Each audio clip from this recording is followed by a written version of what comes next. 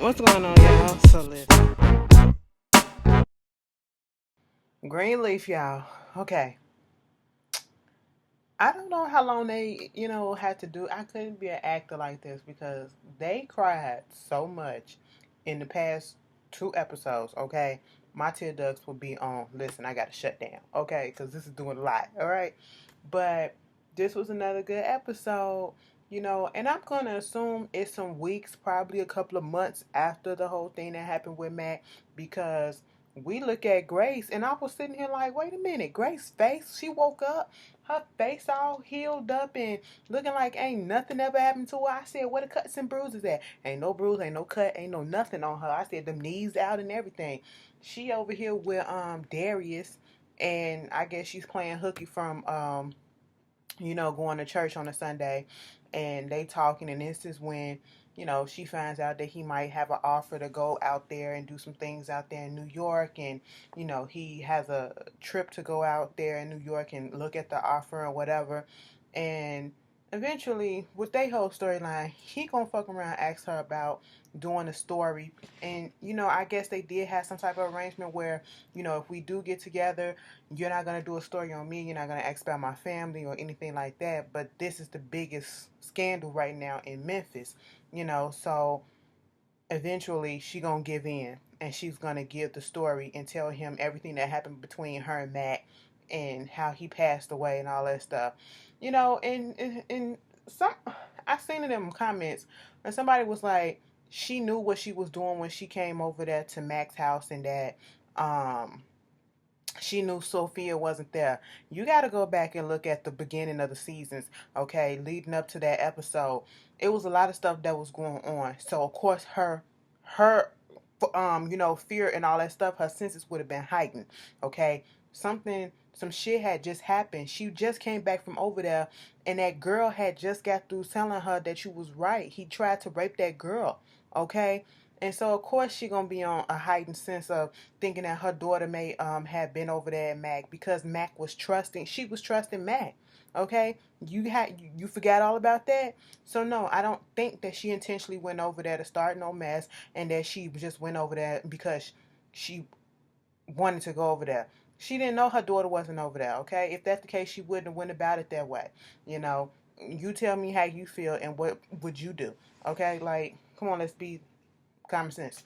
But anyway, moving on from that, Mavis finally go ahead and call. Well, not Mavis. Lady May calls Mavis again, and even when she's trying to leave a message, it still sounds a little cold. Okay, she's like, "Well, girl, this is Lady May. Okay, and I just want you to know that we sprinkling Max ashes, and if you want to come, you can come. It's gonna be on Saturday, but." With all this stuff, I guess people can come back and, try to start anew. And I think we should start again, me and you. I said, well, could you say that a little bit more with feeling and emotion or whatever? And you can just tell it's a whole bunch of hurt and stuff that's built up between them two. And it is so sad. And I really would like for them to get back on the same page, you know. That is years and years and years and years of hurt, okay, from childhood on. And that's going to take a whole lot to repair. More than one conversation, more than one sit down. It's just a lot. And I just hope they eventually get to that point. We saw in a preview, they gonna have it all out. They gonna have it out. I think Lady May comes over there to Mavis' place, okay? But Mavis just not really fucking with them at this moment, okay? She all about that boy who ain't gonna do nothing. You got Jacob out here, you know, street preaching. Okay, he's in the empty lot where they brought the land at. They don't have a building, and I'm just gonna do his whole thing. He's preaching. He got turned down for the co-pastorship with Bishop, and he just feels like Bishop don't think shit of him. He thinks less of him, and I feel like Bishop is treating him this way because he knows this is not really his field. But it seems as though Jacob is probably trying to do this stuff to prove him wrong. Okay? That's what it's giving me, that feeling. He could really have the calling, if you want to call it the calling, okay, to be a pastor and all this stuff.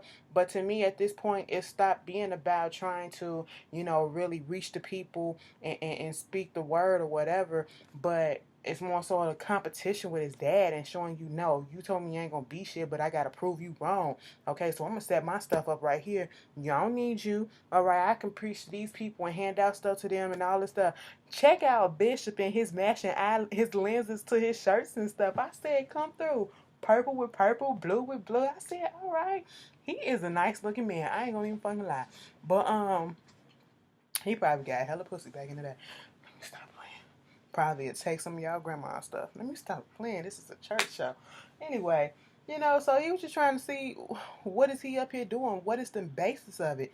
All right. And his whole thing, he gonna do what he gonna do, and he don't need you. And Bishop is feeling the type of way because you literally coming across the street where we at, and you doing all this stuff.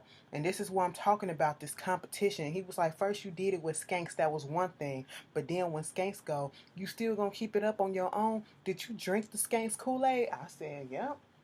Jacob said he gonna live his life and he gonna do what he wanna do. And at one point, we see Zora out there filming the whole thing that he was preaching and then put it up on the website.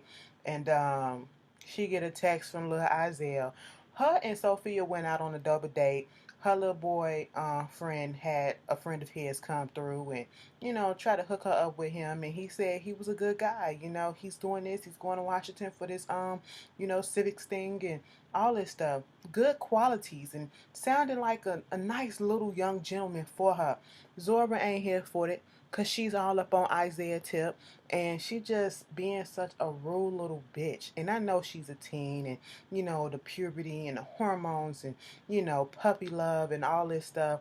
But what did we say? She gonna keep going with that little boy and she gonna fuck around and get herself hurt. And you saw in the preview, he was all up in her face looking like he did something, so he was crying and shit. Like, I wouldn't be surprised if that boy is probably on drugs, okay? That's what it's looking like. I wouldn't be surprised if that one of the story angles that it goes to. She's gonna get herself in trouble. She's still talking to him. He's still helping her out. He did. Okay, it was cute. He tweeted out the link or whatever to her daddy thing. He got a lot of followers, so that directed some traffic to her daddy's website, to his little GoFundMe thing. Got him like over $3,000 or whatever. And at this point, they on the phone. I miss you, baby.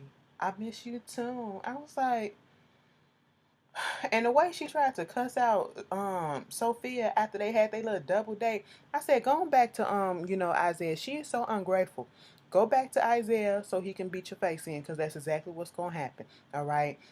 Sometimes, like I said, you can tell a person so much, so many times, it's up to them to take it, okay? And sometimes you just have to go through some things to learn. And she's about to go through some things to learn, okay? Because Sophia, she's still all about this. She's saved, okay? She holified and sanctified, all right? All of that shit that's going on. I'm actually kind of glad that they putting this in here, because not too many people talk about the fact that there are teens who go through abusive relationships too. Okay, so yeah, sometimes that shit starts at a young age. Okay, they doing what they see. We got Lady Mae, worried about some things at the church, everything looking up, but also they get a big donation. They get this big donation. I don't know. I think it was over $10,000, and it's from this lady named Rochelle Cross, played by Latoya motherfucking Lucky. Let me tell you something. Latoya said, bitch, you was not going to keep me down, okay? I'm going to get out here and I'm going to get a check here, there, and everywhere. And I said, good for you, boo, all right? Her name is Rochelle Cross, and she was this big donor. And at first, Bishop wanted to take May out and have a little lunch date. Then she said, do you want to have a little threesome on that? Meaning, add another person to the date. She wanted to meet the Rochelle Cross, this big donor, okay, to give her thanks or whatever. I guess he was thinking that she was going to be an older woman or whatever, because I thought so too.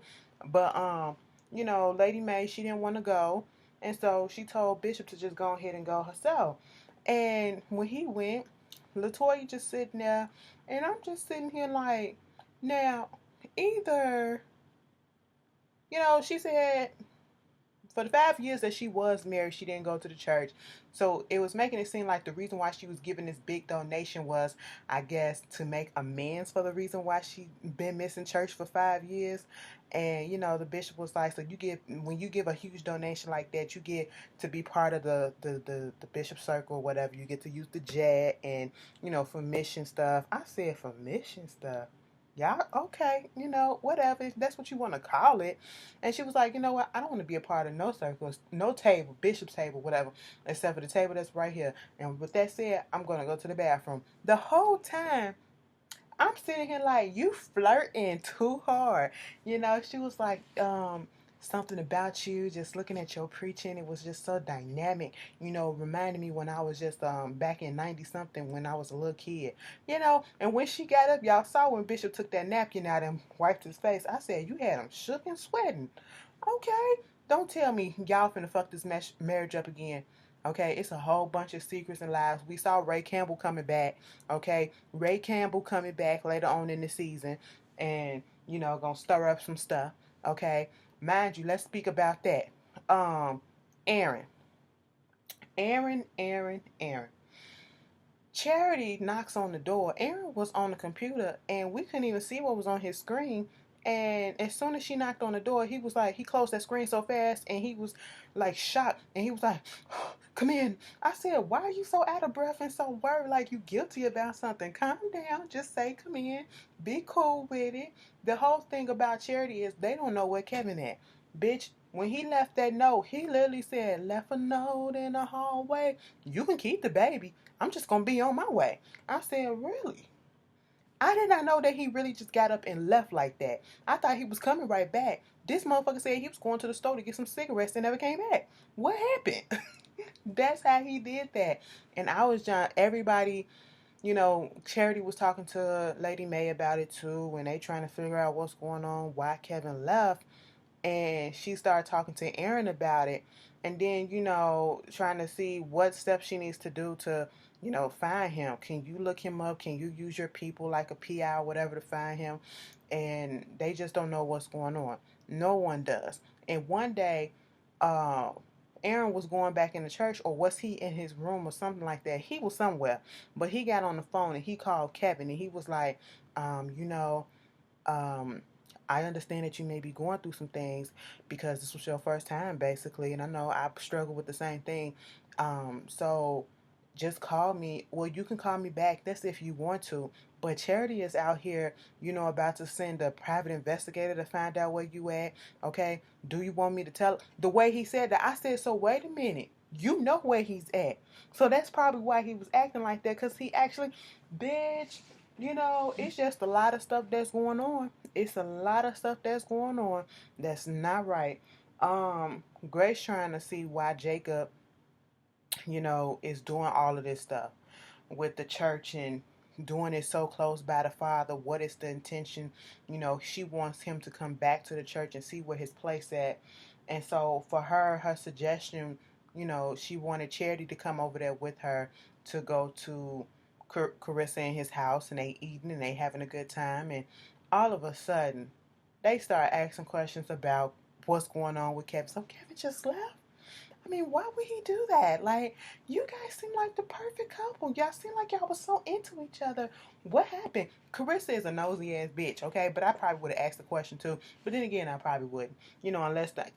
Unless it was brought up, then I would have probably broached it. But she's just like, I may be too forward or whatever, but you can stop me if I am. I ain't trying to be all up in your business, but I am. So, what exactly happened? Why did you guys break up? And then Jacob was like, yeah, what happened? Okay? Because, I thought everything was cool. Girl, Charity just was like, bitch, I thought everything was cool too. But, Kevin, that motherfucker gay. They looked at her like, girl, what? I said, oh, she said gay. And they looked at her like she said a dirty word. And I guess to you church folks, that is a dirty word. But anyway, Charity just started busting out laughing like he's gay. And it wasn't a laughing at the fact that he's gay. It's one of those, that's the first time, like she said, that was the first time she said it out loud. And it's almost as if she's trying to laugh the pain away. Okay, because they were so close. and they were friends, and that's what she wanted. She wanted them to stay friends regardless of what he was going through. She was going to have his back. But see, Charity fails to understand that the way she's going about this whole thing, both the way they both going about it is wrong. All right. Charity opened up her mouth and put his business out, which is their business, because it's involving her and him. All right.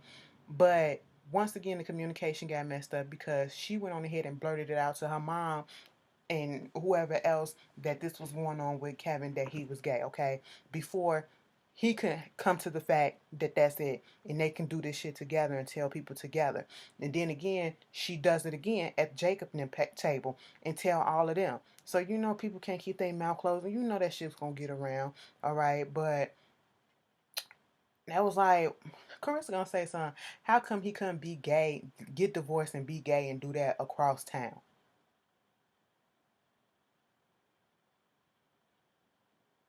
Girl, if you don't get out of here, it's a whole bunch of gay people that's probably coming to your about to be coming to your husband's church or whatever he had street corner too. Okay, and was already up in Calvary. What are you talking about? Be quiet. But at this point, Carissa already knowing that why y'all over here, because I know this ain't no friendly call, and of course it wasn't. It was Grace's way of trying to figure out where Jacob head is, and Carissa just has a hard on for Grace. She wants to blame Grace for all of Jacob's downfalls and stuff. Oh well, you left, and then he had a little recognition, and then you came back, and then he took it away from it, and all this shit. People got responsibilities out here, but you just got up and left, like you did. People just, and I'm sitting here like, girl, if you don't shut up. Grace said, bitch, I was 18 years old.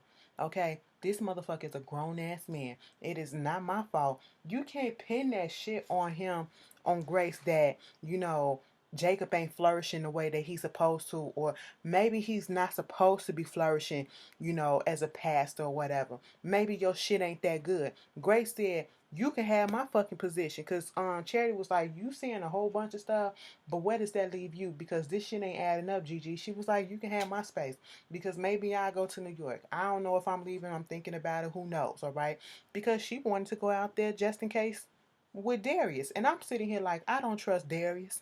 Rick Fox says, okay, I don't trust him. No. I said, don't do that shit. And then, of course, this gets Charity in her feelings because, once again, you're leaving. And I'm sitting here like, oh, y'all are so fucking petty. All right. And, when Jacob found out about that money, how much it raised, Zora asked him, so what you gonna do with the money? You gonna build the church and all this stuff? He was like, God, I'm not gonna build a church until God tells me to, and I don't. He hasn't told me to build the actual building yet. I think I'm gonna keep on doing what I'm doing now and just use that money to give to the people. He wants to preach the word and not be about all this other stuff. So I feel him on that, but that is not what you saw Carissa face. Carissa wasn't here for that.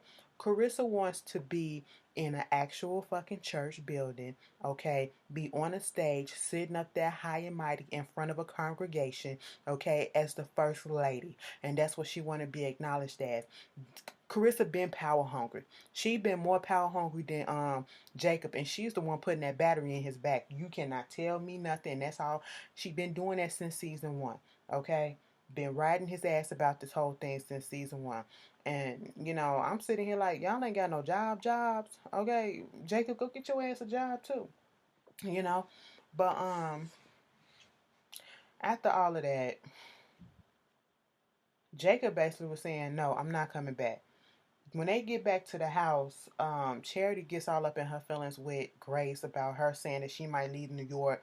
She was like, you always leave. He was like, we stayed. We had to pick up the pieces. We couldn't just get up and leave, and we couldn't do this. We did stuff that we didn't want to do. Why? Because of the family and all this stuff. But you just got up and left. I'm sitting here like, how the hell are you getting mad because she got up and lived her life? All right. You once again can't blame her.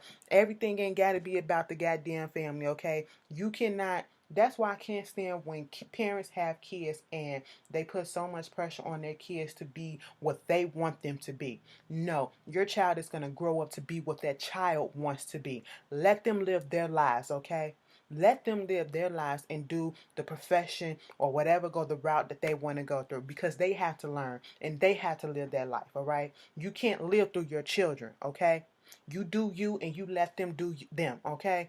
And I'm sitting here like, Charity, you just mad because Grace had the balls to get up and go live her life a little bit, and not conform to what her parents wanted. Bitch, you could have did the same thing. Ain't nobody putting a gun to your head. Oh, so that means you really had to go out there and get a job and make some money and not have a place to stay or get an own apartment or whatever and not have to live in the luxury of this whole big ass house. Is that what it is? The comfortability of this stuff? You didn't want to go. You're not ready for the real world because you're so fucking sheltered.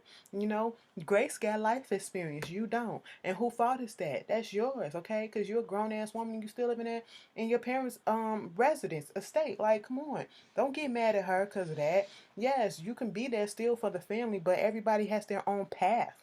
Sometimes you have to step away to see if this is really what you want. And I don't see nothing wrong with it. You see, Grace came back, okay? Y'all act like it's she gotta be chained and balled and all this stuff just to stay. Like, girl, I really wasn't here for that. But Aaron goes to what's her name? Lady May, and she leaves, he leaves or whatever. He said, you knew it was temporary, but I gotta go. And she was like, okay, and this when we find out Rick Fox gonna be staying up in Memphis. He turned down a little interview, and Grace did show up for the little scattering of the ashes for Mac. And it was irritating me because, girl, I wouldn't shed a nan tear over that motherfucker. I killed his ass. Okay, and somebody gonna say something, what she did was wrong and all that stuff. Bitch, what she did was self-defense, okay? That ain't fucking wrong. If she would have hadn't killed that motherfucker, he would have killed her. So what you would have did, okay? Put yourself in that goddamn position and tell me something. Girl, anyway, that was Greenleaf. Y'all tell me how y'all feeling. I will see you guys later. Peace.